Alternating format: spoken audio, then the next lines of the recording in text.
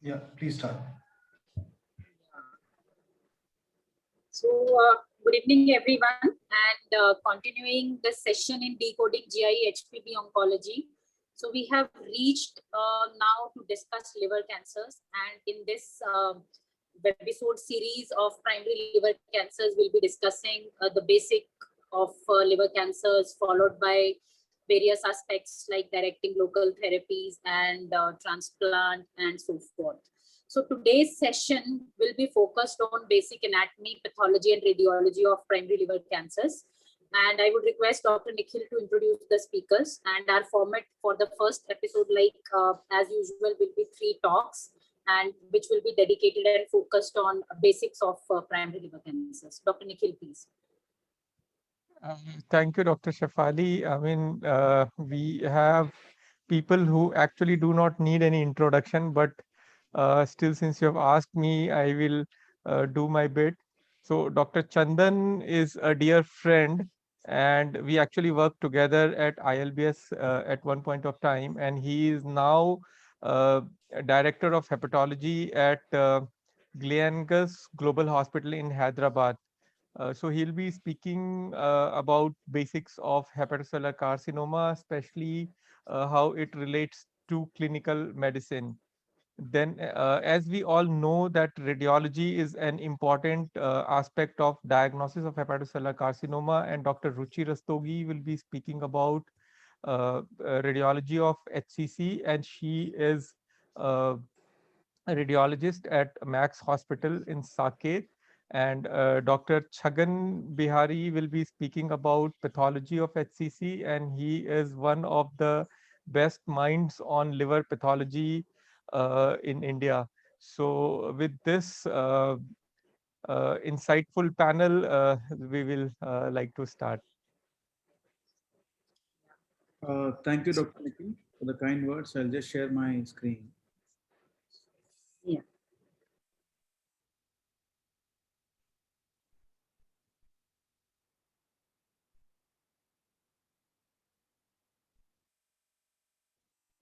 I hope my slides are visible.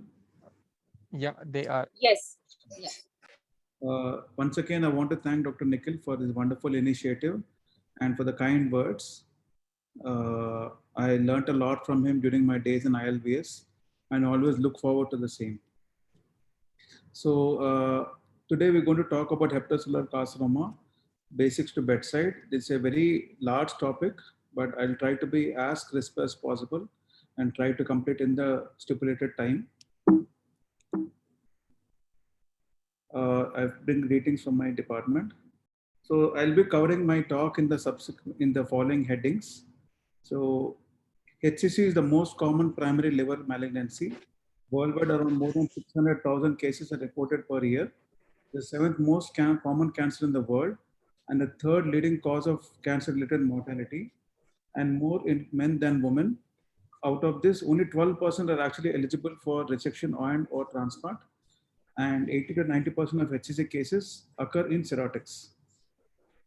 So in this population database, Dr. Chandan, sorry to interrupt. I think your slides are not moving, so people can't see it. It's the primary screen which is there, desktop. So we can just see the folder. We can just see the folder. Yeah.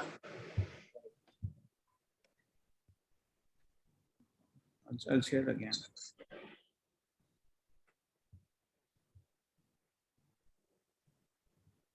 Now is it visible? Yes, it is. Yes, sir. It is visible. So today my presentation is on hepatocellular carcinoma, basics to bedside. I bring greetings from my department. I'll be covering the talk in the following subheadings. So HCC is the most common primary liver malignancy. Worldwide incidence around more than 600,000 cases per year. 7th most common cancer in the world. 3rd most common cause of cancer-related mortality. More in men than women. And only 12% are eligible for surgical therapies like dissection or transplant. And 80 to 90% of the patients with HCC have a background underlying liver disease. In this population database, we see that over the decades, HCC incidence has tripled This is probably because of rising incidence in cirrhosis, HCV, HBV, and the new metabolic syndrome associated fatty liver disease or insulin resistance. Coming to the prognosis, although the prevalence has been increasing, the prognosis has definitely been improving because of the improved survival after resection, the better treatment modalities, better earlier diagnosis due to better screening protocols, and more treatment options being available. So cirrhosis is one of the biggest risk factors for HCC development. Cirrhosis is present in, like I already said, 70 to 90% of patients with primary liver cancer have cirrhosis. And these are various causes of cirrhosis. And HCC is less common in cirrhosis caused by autoimmune hepatitis, Wilson's, or cholestatic liver disease compared to viral or fatty liver or hemochromatosis or alcohol use. So this is a population cohort around 2,500 patients in which they are seen that HCV had the highest hazard ratio for development of cirrhosis of HCC, followed by HBV, alcohol, and fatty liver come subsequently. So now obesity is the next pandemic after COVID. It has been going on for a long time, now taken over by COVID. And we see that in this NEJM paper, we see that those patients, obese men who have higher risk of mortality from cancer, out of that, liver cancer has the highest risk of mortality compared to other sites of cancer. So obesity and fatty liver itself as an independent predictor of cancer-related mortality. Coming to the next, HCC pathogenesis. So this is the spectrum of how the development of HCC happens. Normal liver, then heterological factors like HB, HP, HC, ethanol, fatty liver, that leads to cirrhosis, then dysplastic nodules, epigenetic alterations, genetic alterations, which I'll be showing subsequently, and that culminate in formation of HCC. And these are the potential targets for the formation of HCC: oxidative stress, reactive oxygen species, growth factors, loss of cell cycle checkpoints, different carcinogens, anti-apoptosis, telomerase shortening, and so on. So these are we can classify the molecular pathways involved in hepatocarcinogenesis under the following subheadings, like tumor suppressor pathways, P53. Most predominant pathway which is involved in HCC pathogenesis is P53 suppression, or 50% patients will have. Oncogenic pathways, growth factors, all of sorafenib, regorafenib, everything act on this growth factor signaling pathways, and so on. So this is a schematic diagram which shows the main pathogenesis of HCC. Is the Wnt beta-catenin pathway. When the Wnt protein interacts with the Frizzled receptor, this APC and AXIN1 are inhibited complex, and that leads to dephosphorylation of beta-catenin, which is free to enter the nucleus, and that is how the cell differentiation happens, and the cell mitosis, and that's how the tumor growth happens. Other tyrosine kinases, that is EGF, growth factor signaling pathways, EGFR, VEGFR, PDGFR, they act via the RAS-RAF pathway, and that culminates in ERK, that is epidermal regulated kinase increase, and that's translates into worsening cell cycle. Another is a mTOR pathway. So this is important to understand in HCC pathogens, the Wnt beta-catenin pathway. Around 30 to 40% patients will have this abnormal Wnt catenin signaling. So like I already showed that this is the complex which helps in keeping the beta-catenin degraded by phosphorylating it. Whereas when the Wnt protein interacts with the Frizzled receptor, this complex is phosphorylated, so beta-catenin is free, and that's how it targets the target genes and for transcription, and that's how cell growth happens. So like I said, 30 to 40% of the HCC have Wnt abnormalities. For example, even HCV cirrhosis, also the HCV core protein in itself induces Wnt1 expression. The Frizzled7, the Frizzled receptor is upregulated in HBV into HCC. And this is how the different etiologies lead to HCC when they affect the Wnt pathway. What about the growth factor signaling pathways? That is the FGF, TGF, HGF, VEGF, and so on. They act through the RAF pathway, and that's how they all these are phosphorylated. They're upregulated, and so because of in uncontrolled cell growth, and that's how tumorigenesis happens. So if you summarize the molecular pathways in the multi-step development of HCC, normal liver, when the etiology happens, you develop chronic hepatitis or cirrhosis. Then the next thing comes is P53 mutation and aberrant DNA methylation that leads to dysplasia. Further, tumor suppressor genes are suppressed. That's how P53 mutation happens, and the retinoblastoma dysfunction also happens. Early HCC, then the Wnt catenin pathways take over, and the E-catenin inactivation, and that's how the cells, the tumor cells start spreading, and that's how they develop metastatic HCC. So beta-catenin mutation and nuclear translocation or growth factor signaling pathways, they usually have a better prognosis, whereas cell senescence, that is telomerase activation, cell senescence, and this is telomerase inactivation, I'm sorry, or severe genomic instability cause high-grade HCC or poor prognosis. So based on the HCC pathway also, we can actually classify the low-grade or high-grade HCC. That is a molecular markers for HCC have developed. So coming to the next part, that is screening and surveillance. So as for the present guidelines, the most important thing is surveillance, that is the ultrasound every 6 months and AFP also 6 months. The rationale behind it is the tumor doubling time is 6 months average, median time, and the median detectable subclinical period for HCC is on 3.2 years. So these are the different risk groups where HCC surveillance is definitely recommended.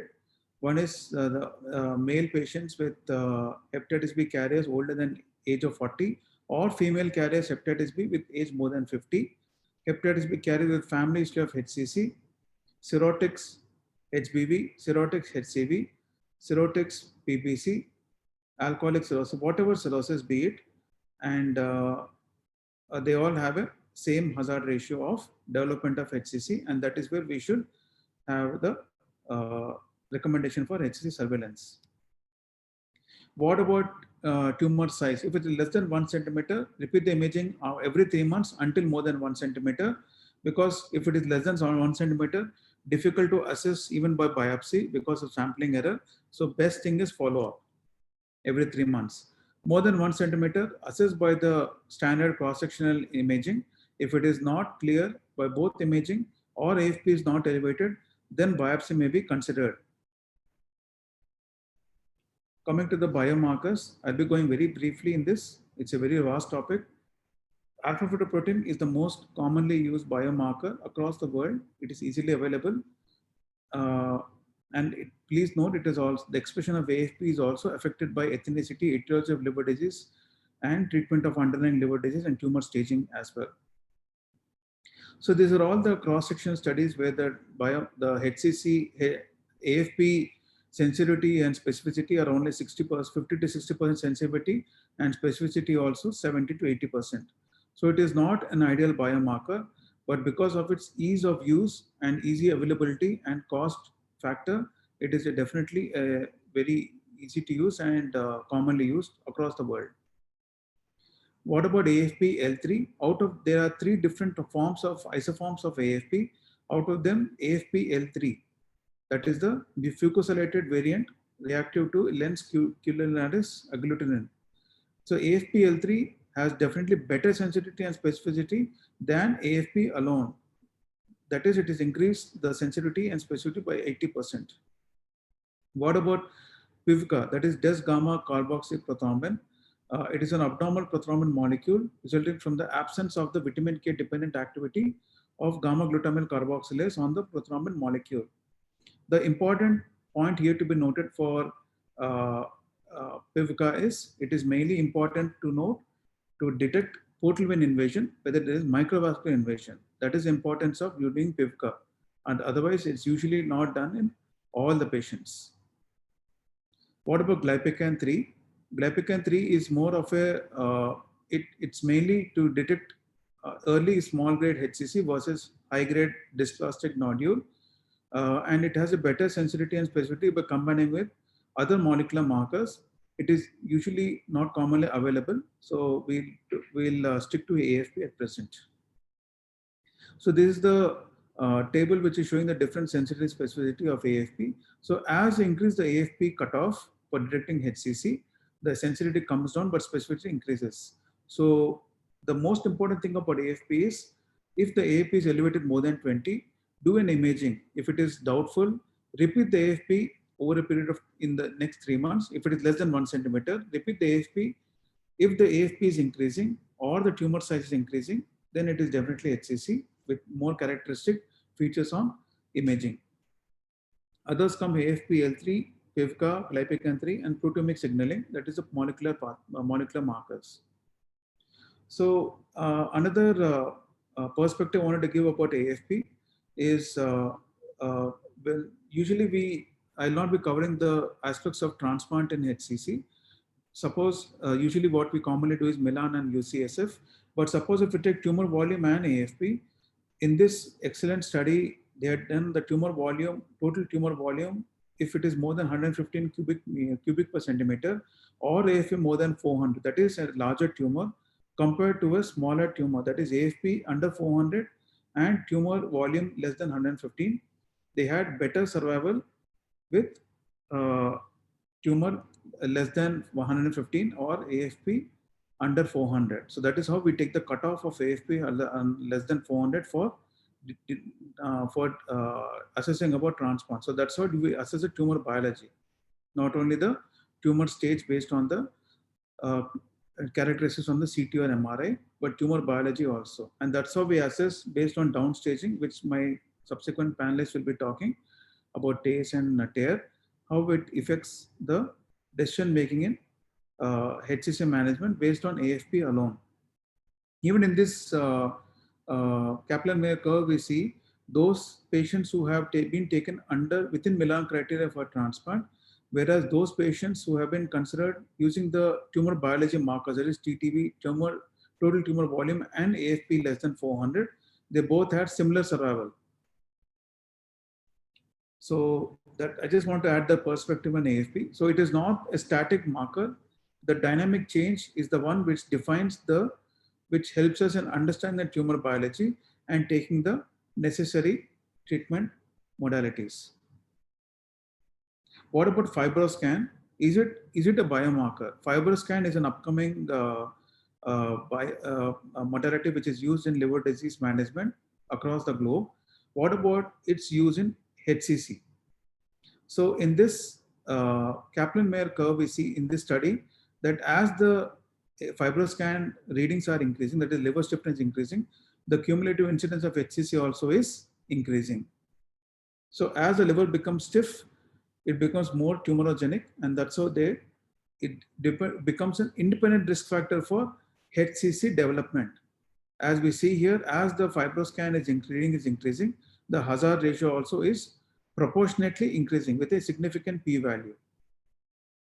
In this excellent study, which I recommend everybody to read about FibroScan role in HCC, in this they classify the patient into two groups: either liver stiffness measurement less than 13 kilopascals or liver stiffness measurement more than 13 kilopascals.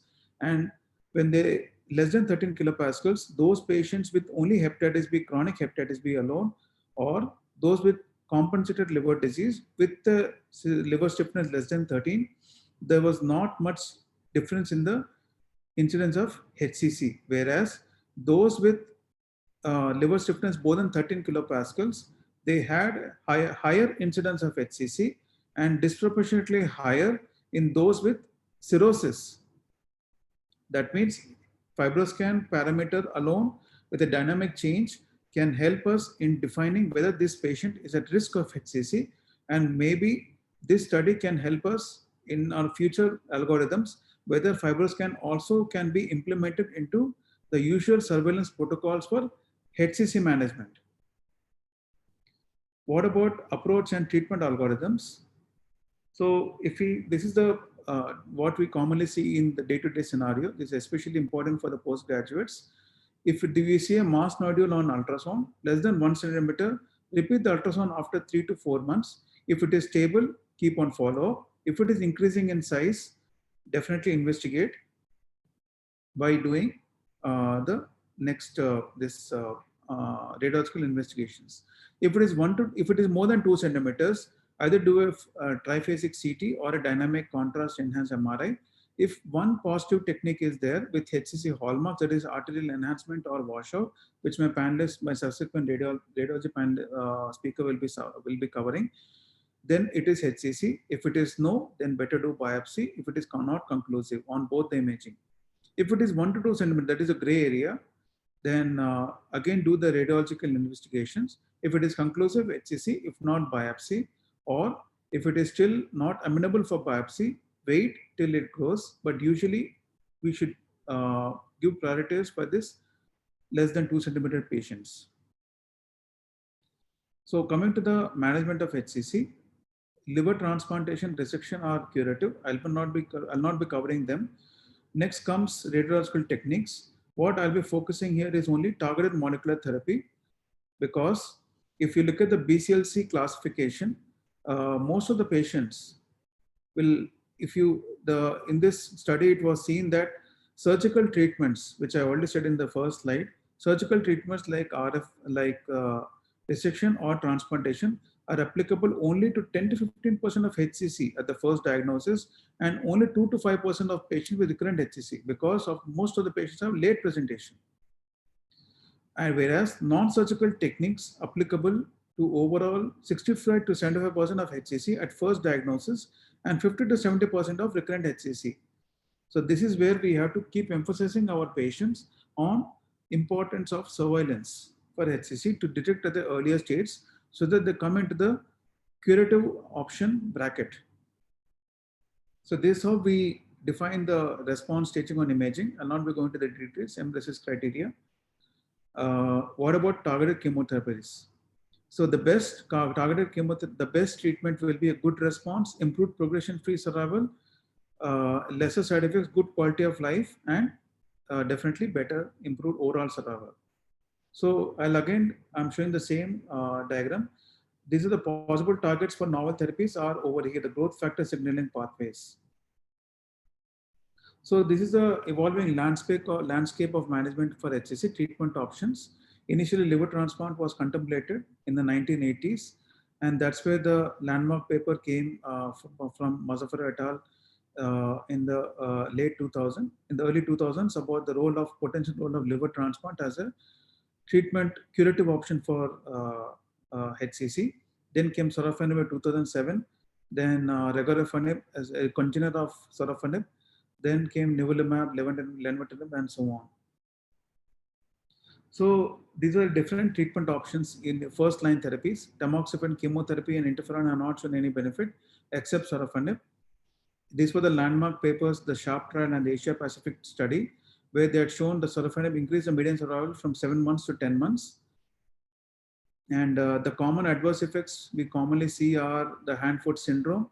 And the best treatment for that is reduce the drug or adjust the drug according to the patient's clinical condition, like alternate day or once a day or half dose or whatever, whichever is suitable for your patient. And also use local application like Epsom salt and all those things. And just symptomatic control. What about other drugs like the sunitinib and all that? These are all the different pathways where they act. And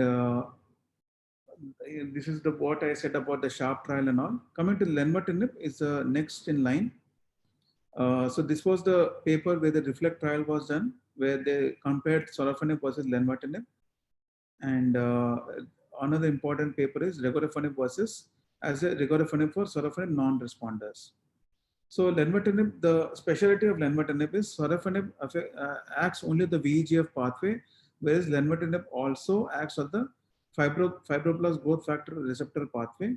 So this inhibition of FGF4 is considered a critical point and an important factor in the anti-tumor effects of lenvatinib. And that is how this is the only tyrosine kinase inhibitor which has shown activity against FGF pathway. So these are the dosing recommendations for lenvatinib. Less than 60 kilos, give 12 mg per day. More than 60 kilos or more, give 12 mg per day. Less than 60 kilos, 8 mg. Personally, I give in my patients less 8 mg maximum. I don't usually go to 12 mg because most of them don't tolerate. So this is a REFLECT trial. Out of 954 patients of unresectable HCC, they stratified according to this. They had this primary endpoints, and they gave 478 patients lenvatinib and 476 patients sorafenib. And this is important. What we need to see, oral survival, although was not significant, was not different, the progression-free survival was significantly better with lenvatinib compared to sorafenib. The time to progression was also increased from 3.7 months on sorafenib to 9 months on lenvatinib, and the objective response rate was significantly elevated from 9.2% to 24.1%. And that's how lenvatinib has an independent predictor of better outcome compared to sorafenib because of its FGF receptor inhibition. When they stratified these patients based on AFP, when they stratified patients, those with less than 200 AFP, they saw even better response with lenvatinib. When vice versa, when patients had AFP more than 200, the difference was not statistically significant, which means those patients with good tumor biology, less than 200 AFP, but non-resectable, they definitely have a better outcome by giving lenvatinib compared to sorafenib. So again, I want to emphasize, when a patient of HCC comes, please not only do the tumor staging, also assess the tumor biology based on the biomarkers and the tumor characteristics, and most importantly, the patient host characteristics. How is the child score? That's how the BCLC classification is defined. The common adverse effects of lenvatinib are hypertension, proteinuria. So always before starting lenvatinib, please check urine protein. What about immune checkpoint inhibitors? So by giving immune checkpoint inhibitors, we activate the CD4 cells, and that's how the interferon gamma pathway is increased, and the tumor lysis happens. This is what I wanted to show in this. So to summarize, the checkpoint inhibitors, it is definitely as good as lenvatinib. Whereas in this different perspective, when we combine lenvatinib with the tumor immune checkpoint inhibitors, the objective response rate, the disease control rate, the progression-free survival was definitely better than individually. And although overall survival was not adequately reached. But the catch over here is checkpoint inhibitors are quite expensive, and and secondly, we do not have a time point for how long to use.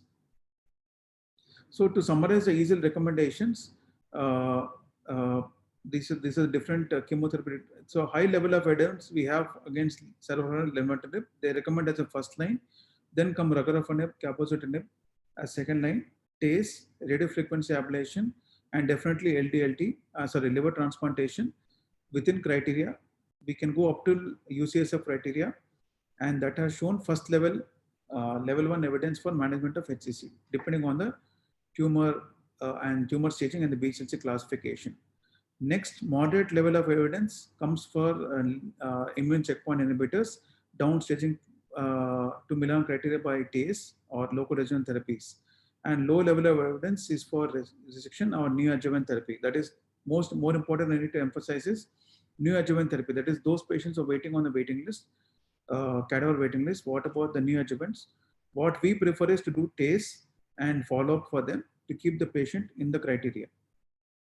So there is a step-up approach for chemotherapy. First line is sorafenib, lenvatinib. Second line should be regorafenib or others. But usually most of the patients are there in this first line only. So the take-home message, if it is an early stage, definitely transplant or resection, depending on the cirrhosis characteristics. If it is child-stage cirrhosis or non-significant portal hypertension, clinically significant portal hypertension is not there, resection is the best choice. If there's clinically significant portal hypertension or Milan criteria fulfilling or the Yusuf criteria, transplant is the best option as a curative option. If they're intermediate stage, TACE or TARE, which my subsequent panelists will be showing, and if it is advanced HCC with portal-vein invasion, that is BCLC class C or class C especially, give only lenvatinib or sorafenib and support the liver functions. And these are other treatment options, that is TACE or TACE plus sorafenib.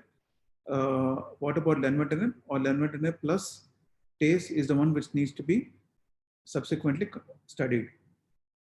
So this is the latest NCCN guidelines which I could find. Sorafenib, lenvatinib, and this is immune checkpoint inhibitors, and other chemotherapeutic options are there, but they are second line and usually not used mostly. So management of HCC needs a multidisciplinary approach, and without further, I would like to thank everybody for the patient hearing. Thank you so much. Yeah, thank you, Dr. Chandan, for nice and crisp talk. And if we have questions, so then we can take it. So, Dr. Chandan, there is one question in the chat box.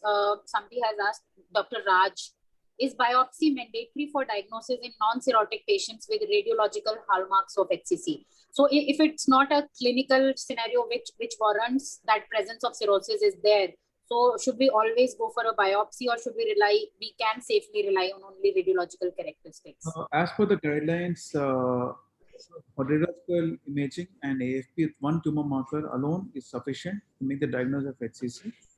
If it is an atypical presentation or the biopsy or the two radiological modalities are not clear, then only biopsy should be contemplated. It doesn't happen in more than 90% of the scenarios. Right. And what is your experience with lenvatinib-induced decompensation of liver functions? So I had a couple of patients which experienced that thing, and I had to stop lenvatinib even on 8 milligram, which I started for them. So what is your experience on that? Usually, if the child C patients, we don't give any chemotherapy for them. If the bilirubin is more than 3, they have some ascites, they're not keeping well, better just do supportive care. If they are child's B status but BCLC class C, then lenvatinib can be attempted as a close follow-up. If they're not tolerating, better stop or reduce the dose and see. If they're still not tolerating, better stop it before the decompensation. Because Right. clear, when there's HCC, the lenvatinib alone also doesn't have much survival benefit. Right. Thank you, Dr. Chandan. So now we move forward to our next talk. So I would like to invite Dr. Ruchi Rastogi, who is a radiologist at Max Saket. So Dr. Ruchi would be taking the session on radiology of primary liver cancer. Dr. Ruchi, please. So I'll just start sharing my screen.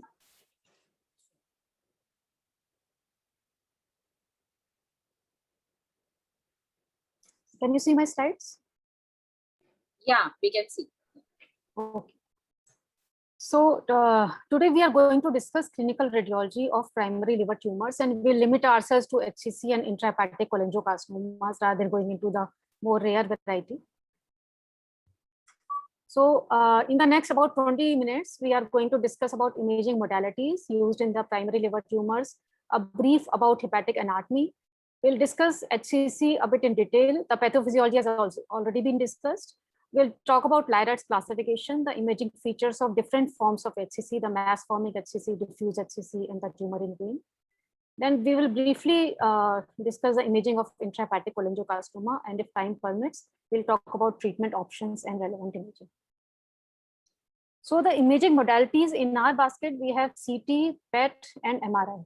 So CT gives us beautiful dynamic post-contrast images, and any MDR CT with more than 8 rows is sufficient to give us good liver CT images. The PET has limited role for HCC per se because the FDG uptake is only seen in about 60% of HCCs, and there is higher uptake in more aggressive tumors. However, in cholangiocarcinomas, the FDG uptake is more than in HCCs. The MR has the advantage of giving us multi-parametric evaluation. So by MR, we not only see the contrast enhancement pattern, but also we get information on different sequences, the T2, T1 in and opposed phase images, diffusion. And if we are using hepatocyte specific contrast, then we also see the delayed hepatobiliary phase. So just to show this example on T2 weighted images of MR, we can outline the tumor even on plain T2 weighted images and the tumor extension into the portal vein. This T1 in and opposed phase sequence is one sequence which gives us two set of images. This one is the opposed phase on which there is a India ink kind of effect on the surfaces of organs. And this is the in phase. So in the opposed phase, the fat and water signal cancel each other. And whenever there is an intracellular fat, then the signal intensity drops. So we can see there is a diffuse statosis in the liver parenchyma in this case. And in this next case, there are multiple statotic nodules in the liver parenchyma. And if there is a fat inside a tumor, it can also be easily picked up on this sequence. Diffusion weighted images are very good in picking up small nodules within the liver. In fact, the metastatic tiny nodules are best picked up on diffusion weighted images, and also any peritoneal deposit, lymph node, all these lesions show diffusion hyperintensity.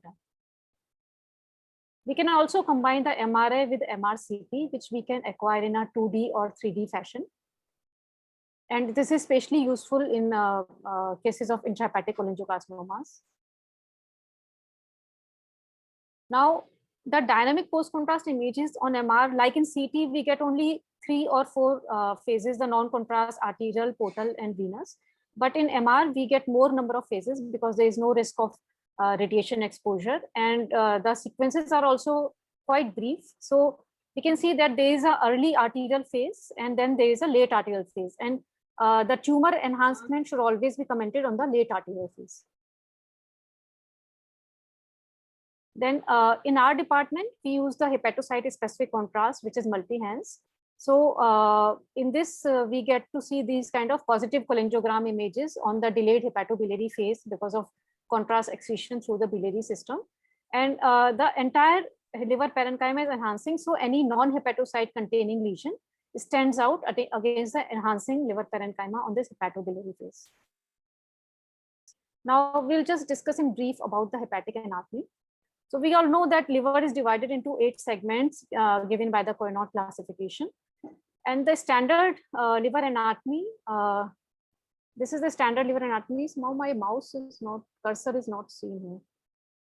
So in this standard anatomy, we can see the CHA arises from the celiac axis, which then divides in GDA and the hepatic artery proper, which then divides in RHA and LHA, and the segment 4 artery arises from the LHA.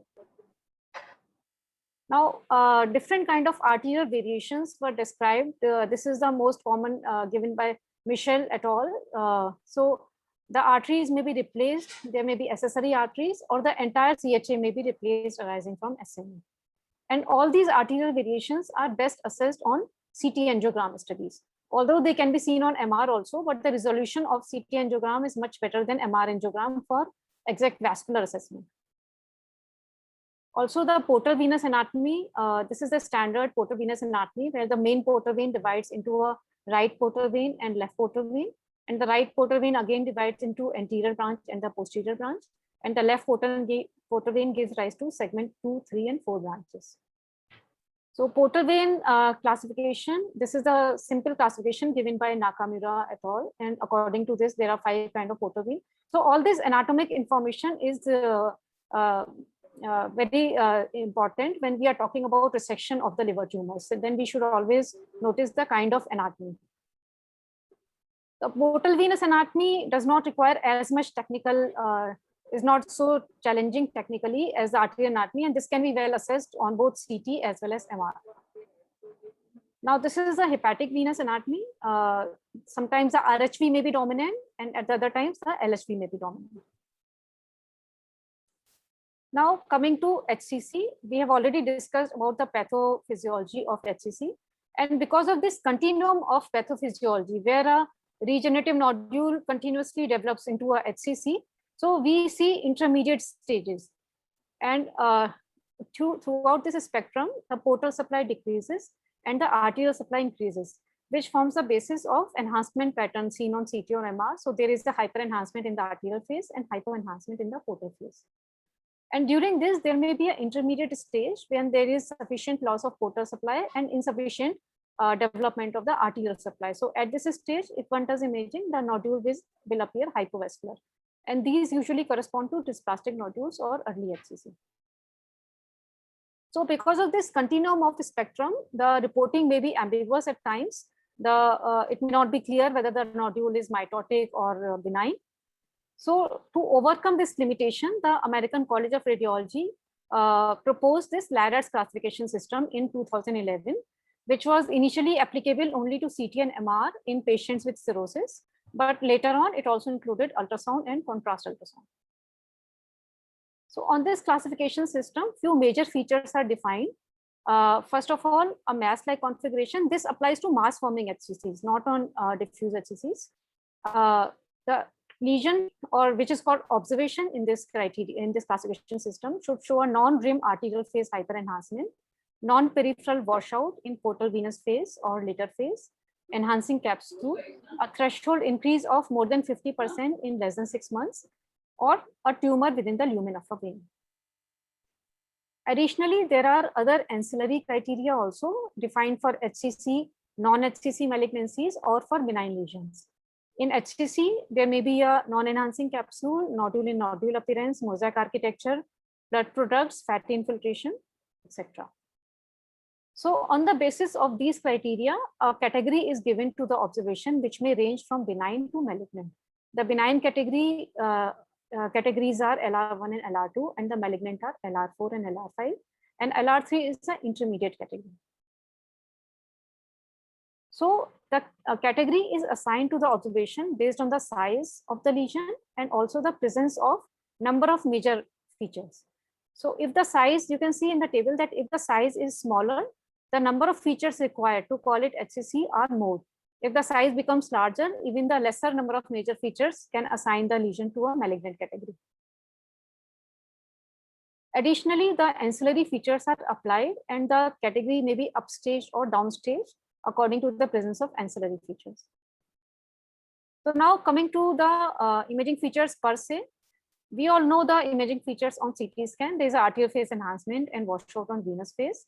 On MRI, the T1 weighted images may show the lesion as hypo, iso, or hyper. Usually a more malignant kind of, more aggressive kind of lesion is hypointense on T1 and hyperintense on T2. The more less aggressive kind of lesions may be iso to hyper on T1 and iso to hypo on T2. On diffusion, there may be restriction in the tumor, which also correlates with the aggressiveness of the tumor. Arterial phase enhancement is seen in most of the HCCs, but 30% of HCCs may be hypovascular, so it's not a constant feature. Venous phase hypoenhancement is a more constant feature, and additionally, tumoral fat may be seen in well-differentiated HCCs, and in poorly differentiated HCCs, one may see necrosis and hemorrhage. Additionally, one can see mosaic pattern of tumor and presence of tumor capsule in larger HCCs. So just to see a few examples, in this case, we can see cirrhotic liver parenchyma, and there is a well-defined mass, which is arising from segment 6, dark on T2, and below the two images are the in phase and opposed phase. So the first image is the opposed phase and the second is the in phase. And you can see the tumor is bright on both in phase and opposed phase. And there is a central focus, which is relatively darker on opposed phase compared to in phase. So there is a small amount of intratumoral fat. On dynamic post-contrast images, we can see arterial phase enhancement followed by washout. And on the coronal relatively delayed kind of venous phase, we can see this capsule, which is enhancing. Another kind of HCC in a non-cirrhotic liver background, we can see the tumor is quite hyperintense on T2 weighted images. And on in and opposed phase, if you see, there is a signal drop in the entire liver parenchyma rather than the tumor. So there is a background liver steatosis. And as such, there is no intratumoral fat. On post-contrast images, again, we can see heterogeneous enhancement on the arterial phase, followed by washout and a capsular enhancement on the delayed venous phase. Sometimes there may be multicentric HCCs. In this particular case, the entire liver was studied with multiple small HCCs. And we can also see this on this first T2 weighted coronal image as bright signal intensity of the lesions. Then on arterial phase, they are enhancing. There is a washout on venous phase. And the diffusion weighted images are quite useful in picking up these nodules as abnormal areas. There may be a variant of HCC, a fibrolaminar HCC in relatively younger patients. It is not related to cirrhosis, and AFE may be normal in this. The characteristic of this lesion is a central stellate scar. Otherwise, the remaining features are quite overlapping, and there may be calcifications, which are better seen on CT scan. So in this case, we can see a large central stellate scar, and the remaining features are just like a routine HCC. The washout sometimes may not be as prominent feature in fibrolaminar HCC as in routine HCC. Now coming to diffuse infiltrative HCC. This is more of a diagnostic challenge, and in this particular scenario, the modality of choice is MR. It may be difficult to discern at only contrast enhanced CT or just contrast enhanced MR images also because of the permeative appearance of tumor, minimal or inconsistent arterial phase enhancement, heterogeneous washout, and usually there is associated PVT, so which causes perfusional changes as such in the liver parenchyma. So the tumor as such is difficult to pick up. However, it is better visible on diffusion T1 and T2 weighted images than on contrast enhanced images. So just to give a comparison, this is a diffuse HCC, which is poorly picked up on contrast CT images. Another case of diffuse HCC, we can see that on plain T1 weighted images, there is a hypointense lesion on the left lobe, bright on T2. On diffusion, this is very nicely seen. This third image is a diffusion image. So we can see the entire extent of tumor on diffusion weighted images. And below 3 images are again the contrast images of MR. And you can see on arterial phase, there's a very fuzzy, indistinct kind of enhancement, patchy areas of washout on the venous phase, and there's no capsule in this kind of lesion. Now coming to tumor in vein. Tumor in vein is diagnosed when there is an unequivocal enhancing soft tissue in vein, regardless of the visualization of parenchymal mass. So there may or may not be associated parenchymal mass. And additional clues for the diagnosis of this tumor in vein is occluded vein with ill-defined walls, occluded vein with restricted diffusion, occluded or obscured vein in contiguity with the malignant parenchymal mass, and usually the signals are also contiguous and the same. Heterogeneous vein enhancement, which is not attributable to artifact. So in these CT images of diffuse HCC with tumor in vein, we can see that in this third image, the upper image, you can see there is arterial enhancement in the intravenous tumor thrombus. Although there is no significant washout seen, but still there is a definite tumor in vein. This is a plain MR image of a diffuse HCC with tumor in vein. And on these contrast enhanced images of another patient with tumor in vein, we can see presence of multiple enhancing arteries within the soft tissue mass, which is present within the portal vein. Sometimes this tumor may be quite extensive, tumor in vein. In this particular case, it was reaching up to the right atrium through the IVC. So other non-HCC tumors can also give rise to tumor thrombus like intrahepatic cholangiocarcinoma, combined hepatocholangiocarcinomas, and metastasis of different origins. Now just a brief about imaging of intrahepatic cholangiocarcinomas. So contrary to HCC, in which we discussed that the enhancement should be non-rim-like, but in intrahepatic cholangiocarcinoma, the enhancement may be rim-like, which may be a thin or thick rim enhancement in the arterial venous phase. And usually the contrast fills within the center in the later phases, and actually there may be a halo in the delayed phases in which the periphery is lesser enhancing than the center. Even with a small size of intrahepatic cholangiocarcinoma, we can see ductal dilatation distal to the tumor, and there may be an associated capsular retraction. So in this case, we can see there's a small heterogeneous mass which is showing enhancement, which is more along the periphery than in the center. There are multiple small necrotic areas in the center, and there is an arterial phase enhancement. On the subsequent venous phases, there is no washout. The contrast is just filling up the lesion, except for few tiny necrotic areas, and there is a significant biliary dilatation. Another case of intrahepatic cholangiocarcinoma, we can see the biliary dilatation upstream to the tumor. And on diffusion weighted images, these tumors show significant diffusion restriction compared to HCC. In HCC, the diffusion restriction is not a consistent finding, but in intrahepatic cholangiocarcinoma, usually the diffusion restriction is a more consistent finding. The contrast pattern in this particular case, we can see the heterogeneous enhancement without any washout or any capsule. And in this case, the tumor was also extending into the bile duct. So through the right hepatic duct, it was going into the common hepatic duct. So depending on the extent of tumor, the vascular anatomy, and the assessment of hepatic reserve, we select the best therapeutic approach, as already discussed by Dr. Chandan. We can offer the patient surgery or a non-surgical treatment. Non-surgical treatment may be ablation, catheter-based, or radiotherapy, or a systemic treatment. So on imaging, what we need to assess for deciding the management, we need to see the tumor burden. If the HCC is solitary, less than 5 centimeter, or 3 less than 3 centimeter, then usually a surgery or ablation is preferred. If the tumor burden is more, then surgical resection is preferred.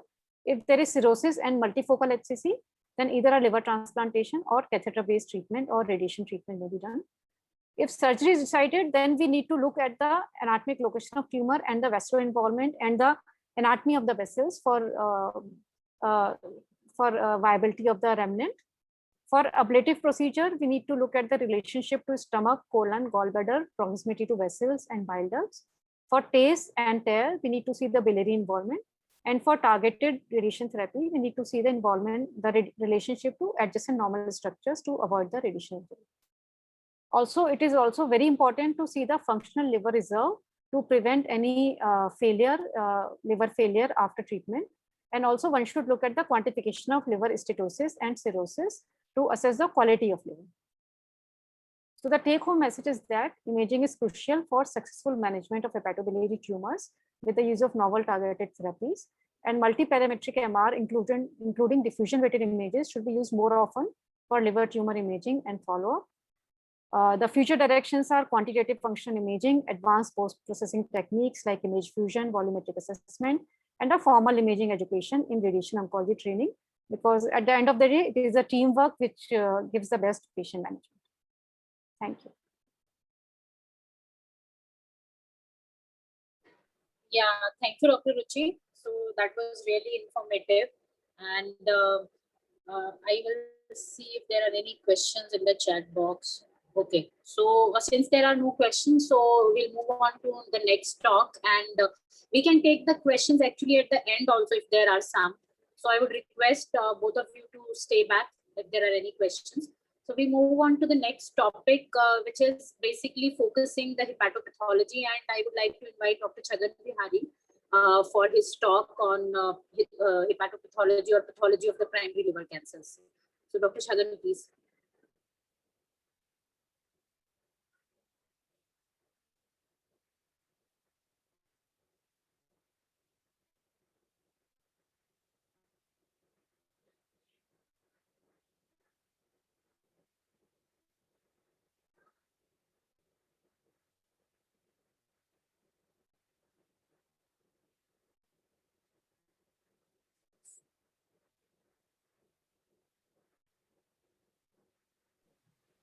So slides are visible, Dr. Shefali?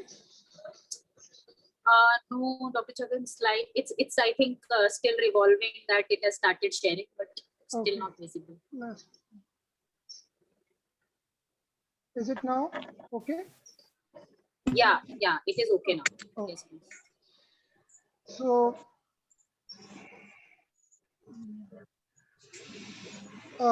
lastly, we will discuss about the histopathology or pathology of hepatocellular carcinoma. So to begin with the introduction, actually it does not need any introduction.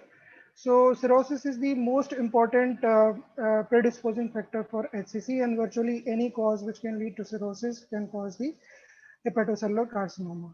So why the histopathology or liver biopsy or resection is done? Resection is for the curative intent and biopsy for the diagnosis. So in case of tumor histopathology, it is an important diagnostic tool, and it helps sometimes in distinguishing from the other lesions like the mixed hepatocellular carcinoma plus cholangiocarcinoma or exclusively cholangiocarcinoma or metastatic neuroendocrine tumor. So sometimes the imaging features are not characteristic of HCC, and then you need to have a biopsy. Then there is a prognostic implication of the biopsy, because now the immune checkpoint inhibitors are coming. So we need to have some understanding about this. So we need a tissue, and by which we can have this understanding. Now, grossly, what we receive is a resected specimen. So this is a background cirrhotic liver, and these are the nodules you can see. And this is fibrosis. The white kind of structure is fibrosis, and these are the protocytes. And then when there is a hepatocellular carcinoma, it will have the altered kind of color, or the tumor necrosis and hemorrhage. This is the area of hemorrhage, and this is a yellowish color because the bile stasis. So it will have a different, grossly different architecture than the background liver. So you can see here, this is a cirrhotic background, and these are two nodules which are HCC. So if it is a single nodule, then we grossly can say this is a better prognosis, and we have to meticulously gross the specimen so that we can identify some satellite nodules or the intrahepatic metastasis, because they have adverse prognosis. Now, at times, these tumors are not showing any kind of fragility, which we have seen in the earlier picture. So these are solid tumors, and they are well encapsulated. And these tumors, they have a adverse prognosis because they have tendency to give invasion into the vessel. So this is a HCC. You can see it is a very well encapsulated tumor. And this is a nearby vessel where it is invading.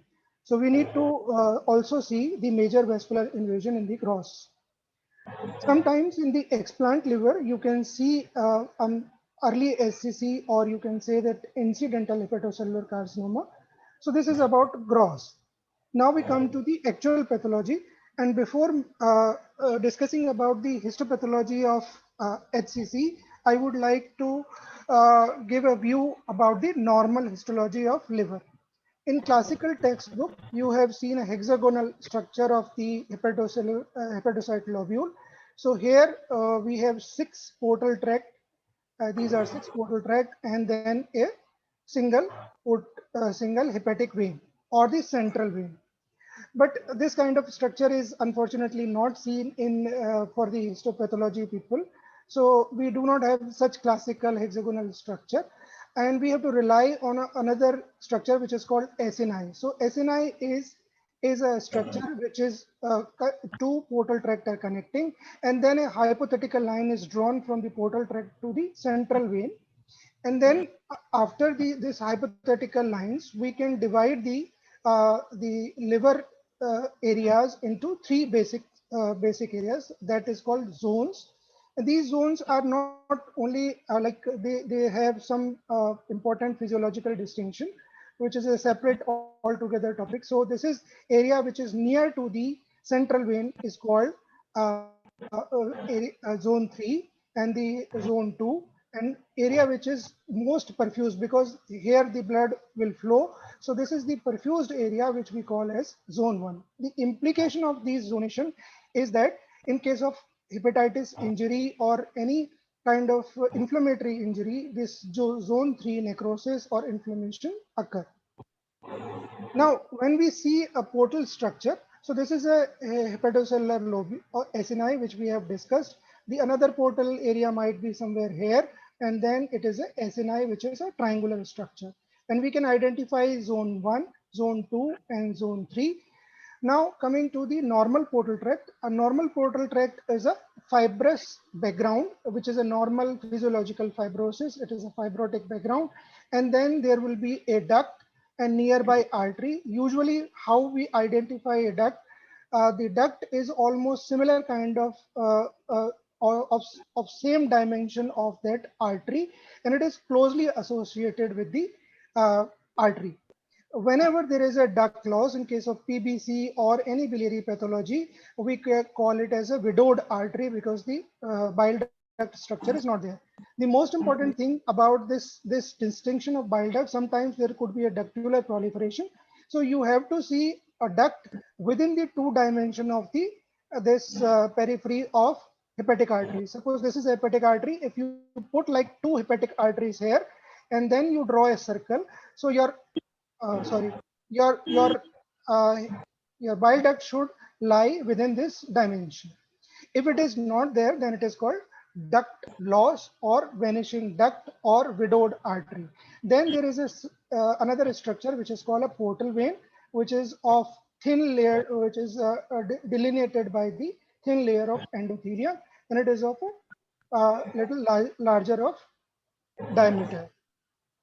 Now, when you call as a cirrhosis, so cirrhosis is a structure where there is a gross distortion of architecture, which we have seen. So there will be a all over fibrosis, and this fibrotic nodule will encircle the hepatocytes, the group of hepatocyte. Here you cannot see a portal structure or central vein. Sometimes it is in in this nodule, it is not there, and somewhere it will be there. So it is a gross distortion. The central vein here you can see, but in all other areas you cannot perceive or you cannot see a central vein. So the micronodules, which we call, is if the nodule is less than 3 mm, then it is called micronodule. Actually, it is on gross, but in histopathology also you can assess. And if it is more than 3 mm, we call it macronodule. Now, after this normal histology of liver, we can see these are the hepatocyte cord. So these are very well delineated, and this is called hepatocytic cord. It is usually a single layered structure. So in hepatocellular carcinoma, as the name suggests, the structure of the tumor should mimic the hepatocyte, and then it is a carcinoma, so it will have a proliferation of hepatocyte. So if you look this picture and versus this picture, you can see a crowding of hepatocellular cord, and then there is a nuclear enlargement. So this is the first lesson which you have to remember. Only 2 lessons you have to remember in this for this talk, that hepatocellular carcinoma is a crowding of hepatocellular cords, and then there should be a nucleomegaly or nuclear enlargement. Now coming to the pattern of, it has certain significance. Like in case of macrotrabecular, when there is a lot of hepatocellular proliferation along with the nuclear atypia or nuclear enlargement, you call it as a microtrabecular pattern. And if it is a tongue-like structures and the hyperchromasia is more, and you can see the lot of tongue-like structure, then it has a macrotrabecular pattern. So the macrotrabecular pattern here, it has a certain prognostic significance because it has a poor prognosis and more chances of vascular invasion, both microvascular and macrovascular invasion. So now the classical picture of the hepatocyte, which we see as a trabecular structure. So we will see what is a trabecular structure. Here, these are the proliferated hepatocytes, and this is a nuclear enlargement. So 2 things we have to remember. One is the hepatocellular proliferation, and other is the nuclear enlargement. And it is lined by a thin endothelial cells. So it is called trabeculae, because you have seen in this structure, in this image, this is a single cord, and it is encircled or partially encircled by the endothelial cells. So in case of hepatocellular carcinoma, the architecture would remain almost same, except the hepatocellular proliferation and the nuclear enlargement or the malignant transformation of nuclei. So it is called a trabecular or classical hepatocellular pattern. Then the lesser common variant is the pseudoglandular pattern, where you will not see this trabecular structure, but you can see a lot of gland-like structure. You can memorize your histology when you were in MBBS, if you remember what kind of the glands are there. So these are the glandular kind of structure, and this is also a lot of glands are there. So this is a second most common variant, which is called a pseudoglandular type of hepatocellular carcinoma. Sometimes you have to assess a spatial stain to label them as a hepatocellular carcinoma when there is a nuclear structure is not that much very prominent. So in that case, you have to rely on the hepatocellular proliferation. So here this is a reticulin normal stain. So you can see a single layered hepatocellular cords here also, the hepatocellular cords, and which is very well demarcated by the reticulin condensation around the particular hepatocellular cords. But when there is a proliferation, the hepatocyte will break these reticulin structures, and they will create a proliferative kind of structure which we call hepatocellular carcinoma. So it is a well differentiated hepatocellular carcinoma where the reticulin framework is lost. So this is the second lesson here, that in case of well differentiated tumor, you may not see the classical nuclear enlargement or nuclear pleomorphism, but then the hepatocellular proliferation will break the reticulin structure.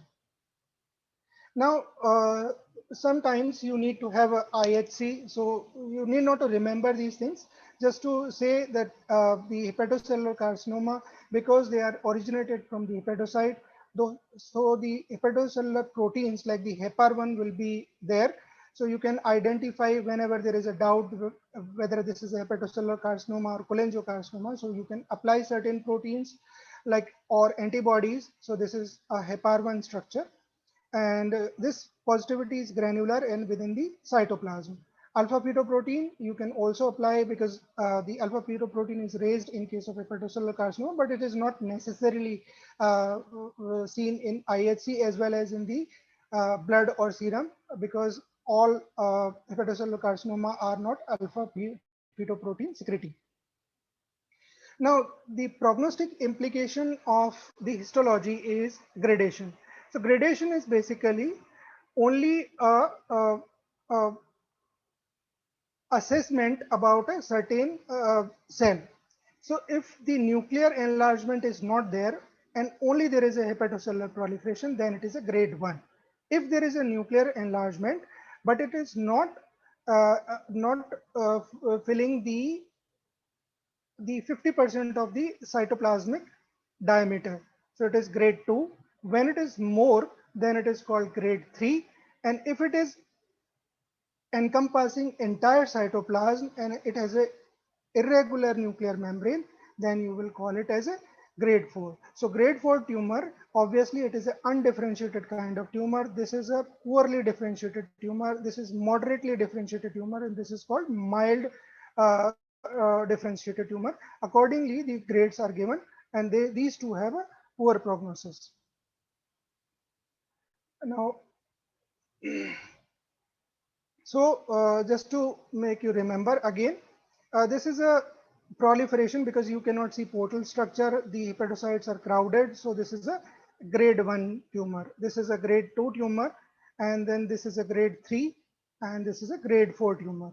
You can see the nuclear enlargement, the angry looking, like the pathologist call it, angry looking nucleus of the cell. Now the pattern, it has a certain significance, which we have already discussed, but just for the revision, this is a trabecular, this is macrotrabecular, this is pseudoglandular, and this is undifferentiated kind of tumor, which have a poor prognosis. So these two will have a poor prognosis, and here the prognosis is relatively better. So histological variants, you need not to remember all of them. Just 2-3 things we have to say, like the fibrolamellar hepatocellular carcinoma, which is, we will not discuss here because it is a rare kind of tumor. But then the clear cell variant of hepatocellular carcinoma, and it has a poor prognosis. These two types, better prognosis as compared to a sarcomatoid, or you can undifferentiated hepatocellular carcinoma. So histochemically, we can apply reticulin, and this is the single most important marker. Even if you do not have the IHC in your armamentarium, then the reticulin will suffice to diagnose a case of hepatocellular carcinoma. Now, immunohistochemistry. So immunohistochemistry, this is the last slide, so I will not take too much time. And this is the third lesson, which you can remember, or it is on your choice. But this is the immunohistochemistry we apply for 3 things basically. So when we have to identify whether it is a hepatocellular origin or hepatocyte origin, then we have to consider the protein which are normally expressed in a hepatocyte. And these are HEPAR1, arginase 1, glypican 3, and alpha fetoprotein. So it is not necessary to have alpha fetoprotein, but arginase and heparine are usually seen. And when you have to identify a lesion, whether it is a malignant or benign, in case of mild differentiation or well differentiated tumor, you might miss a tumor as a hepatocellular carcinoma. Then you have to identify the subtle features which are indicative of malignancy. For that matter, you can apply HSP, that is the heat shock protein 70, glypican 3, and glutamine synthetase. And when this tumor is biphenotypic, means the tumor has a cholangiocellular differentiation or some other tumor, then you have to put a marker which are expressed by biliary epithelium. So these are the CK7 and 19. These only you have to remember two markers, CK7 and 19, and rest are rudimentary and not necessarily positive. So take home message is tumor size, which we need to assess in the gross, and tumor number also in the gross, the capsule status we have to assess in the gross examination, then the gradation of tumor, which is a prognostic implication, then the venous invasion, and intrahepatic spreading, or which is known as the satellite nodule or intrahepatic metastasis. These are two different kind of phenomenon. The satellite nodule is usually within the dimension of 2 centimeter, and if it is outside the 2 dimension of the major tumor mass 2 centimeter, then it is called intrahepatic metastasis. And then the pathological TNM staging you can do, but the BCLC, like the Barcelona classification, the hepatocellular carcinoma is one of the tumor where this TNM staging is not required. So thank you very much.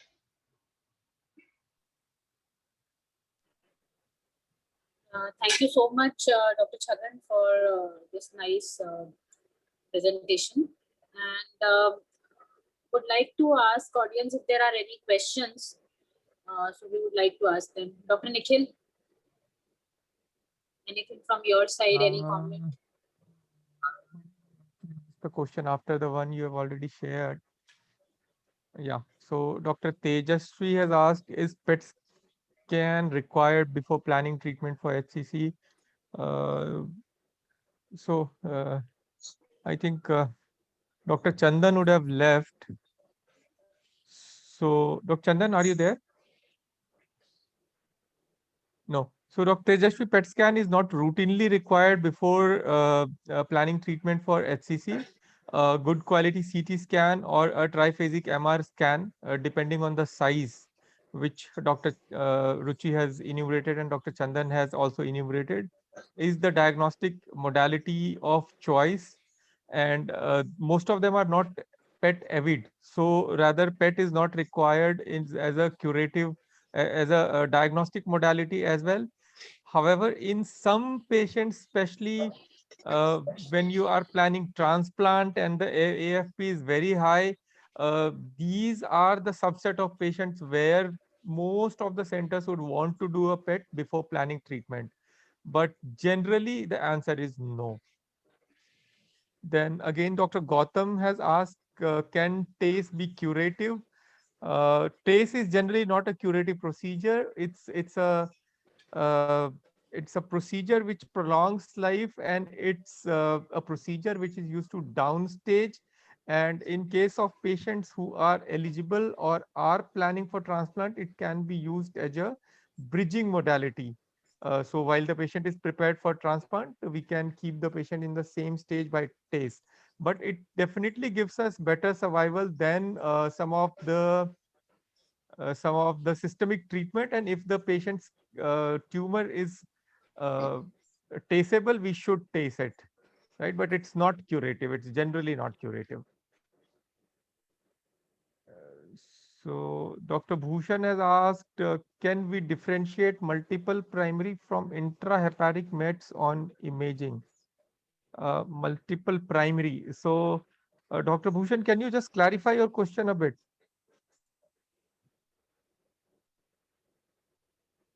So Dr. Ruchi, can you take this question, please? So multiple primary versus intrahepatic mets. So if we are talking about cirrhotic liver, And if we are seeing multiple hypervascular nodules in the cirrhotic liver, then we take them as HCCs. And in a non-cirrhotic liver, if we are seeing hypervascular nodules, then they can be either metastasis, hypervascular metastasis. It is not very common to see multicentric HCCs in a non-cirrhotic liver. So in that case, the first possibility would be hypervascular mets, and we should subject the patient to systemic evaluation by PET or by other modalities. But in a cirrhotic background, the primary liver tumor is the first possibility. Yes. And Dr. Gautam also asked role of TACE in multifocal HCC. Dr. Ruchi, you want to take that? So in multifocal HCC, now TACE, as you rightly said, that it's a bridge to transplant. And also it's very good to triage the patients as biologically aggressive tumor versus not so aggressive tumor. So in India, although there is a living transplant program, living donor, but otherwise where there is a cadaveric transplant program and there is a shortage of organ, then it's a good thing to do TACE first and see which patient will actually benefit from a transplant. So definitely, and then if there is a multicentric HCC and good amount of cirrhosis, then there is always a risk of liver failure after doing TACE. So all multiple things have to be assessed. What is the reserve of the patient? If the patient can tolerate TACE, how is the reserve of the liver, and the treatment option which is available. Sure, I think that answers. So since we don't have any more questions, I think we'll close the session. And this was very informative. Thank you, Dr. Chandan. Thank you, Dr. Ruchi. And thank you, Dr. Chhagan. Next session is on HCC itself, and we will be talking about surgery for hepatocellular carcinoma. So with this, thank you, everyone. Thank you, participants. And good night, everyone. Thank you. Thank you so Dr. much. Shefali. Thank you. Thank you, Dr. Nicholas. Yeah, thank you.